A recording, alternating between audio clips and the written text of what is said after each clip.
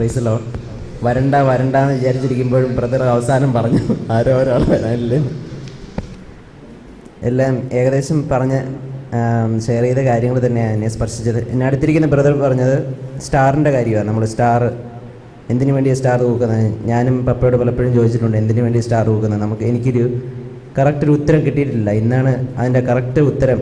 ആ ജ്ഞാനവുമായിട്ട് കണക്ട് ചെയ്ത് ബ്രദർ പറഞ്ഞപ്പോൾ എന്നെ ഭയങ്കര ടച്ച് ചെയ്തു. പിന്നെ വേറൊരു കാര്യം എന്നെ ടച്ച് ചെയ്തത് ഈശോയുടെ ബലി സജീവ ബലിയാണെന്നുള്ള കാര്യം.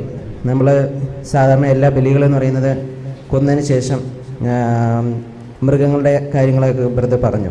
അപ്പം അത് ഭയങ്കര ടച്ച് ചെയ്തു. കാരണം സജീവ ബലിയാണ്. ദിവസവും ഞാൻ പങ്കുകൊള്ളുന്ന ഓരോ കുർബാനയും ഈശോ അപ്പോഴ് ആ ഒരു സജീവ ബലി, ഈശോയുടെ ആ ഒരു ജീവനുള്ള സാന്നിധ്യത്തിലൂടെ ആ ഒരു രക്തമൊഴുക്കി ആണ് നമ്മുടെ പാപങ്ങൾക്ക് വേണ്ടി മരിച്ചതെന്നുള്ള ആ ഒരു ബോധ്യം എനിക്ക് കിട്ടി. അതുപോലെ തന്നെ എൻ്റെ സഹോദരനടുത്ത് നിന്ന് പറഞ്ഞത് രാവിലെ ജ്ഞാനത്തിൻ്റെ കാര്യം. ജ്ഞാനം എനിക്കൊരു 2-3 ആഴ്ചകളായി ഞങ്ങളുടെ എൽഡർ വഴിയും ഞാൻ ഒരു 2-3 ആഴ്ചയായി ജ്ഞാനത്തിൻ്റെ പുസ്തകം 9ാമത്തെ അധ്യായം ദിവസവും വായിക്കുന്നുണ്ട്. അപ്പോൾ അതുകൊണ്ടാണ് ദൈവം ഇങ്ങനെ ഒരു അവസരം എനിക്ക് നൽകിയെന്നും കൂടെ എനിക്ക് തോന്നുകയാണ്. കാരണം ജ്ഞാനത്തിന് വേണ്ടി ഇത്രയും ഞാൻ കുറേ ധ്യാനം ഈശ്വരത്തിലാണെങ്കിലും ഞാൻ കൂടിയിട്ടുണ്ട്. പക്ഷേ ഇത്രയും ജ്ഞാനത്തിന് വേണ്ടിയിട്ട് ഇത്രയും അഗാധമായ ഒരു ലെവലിൽ ഉള്ളൊരു ടോക്ക് ഞാൻ ആദ്യമായിട്ടാണ് കേൾക്കുന്നത്. അപ്പം ജ്ഞാനത്തിന് വേണ്ടി തീവ്രമായി അഭിലഷിക്കണം എന്നുള്ള ആ ഒരു വചനമൊക്കെ ഞാൻ നേരത്തെ കേട്ടിട്ടുണ്ടെങ്കിലും ഇത്രയും ഡീപ്പായിട്ട് പോയത് ഇപ്പോഴാണ്. അപ്പം ജ്ഞാനത്തിന് വേണ്ടി ഞാൻ ഇന്നലെയും ബ്രദർ പറഞ്ഞു, 4 മണിക്ക് എണീക്കുന്നവർ ആഗ്രഹിക്കുന്നവർ കൈവെക്കാൻ പറഞ്ഞു. ഞാൻ ഭംഗിയായി കൈപൊക്കി. എനിക്ക് ഭയങ്കര വിശ്വാസം ഉണ്ടായിരുന്നു ഞാൻ എണീക്കുമെന്ന്.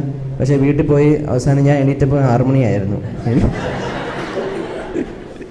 എനിക്ക് ഭയങ്കര സങ്കടമായി. കാരണം രാവിലെ എന്നെ കൂട്ടാൻ വേണ്ടി വന്ന ആൾ എനിക്ക് വേണ്ടി വെയിറ്റ് ചെയ്യുമായിരുന്നു. രാവിലെ ഞാൻ 6:15 ഞാൻ എണീക്കുന്നത്.